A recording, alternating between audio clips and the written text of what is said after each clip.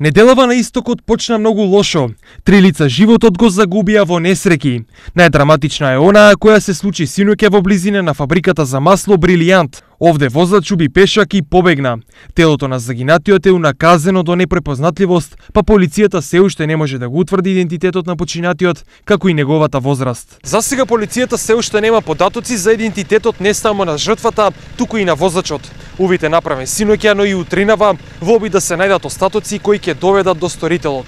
Последнава жртва бројот на загинати во сообраќајки во регионот го искачи на 30, што е двојно повеќе во однос на истиот период лани.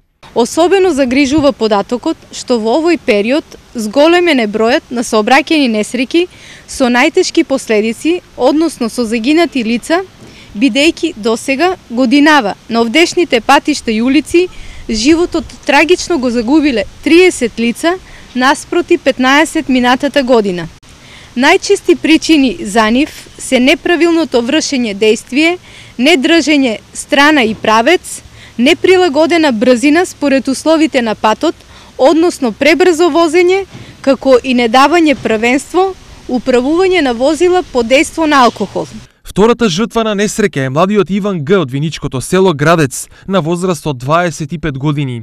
Тој почина откако со тракторот со кој пренесувал дрва излетал во провалија во близина на родното село. Заедно со него бил и неговиот татко, кој успеал да се спаси, но со тешки скршеници е хоспитализиран во Штипската болница. 58 годишен штипјанец пак е пронајден мртов во населбата Сењак. Тој претходно од страна на семејството е пријавен за исчезнат, но само еден ден подоцна е пронајдено неговото тело. Причините за смртта треба да ги каже обдукцијата, но според полицијата видливи траги на насилство врз него нема.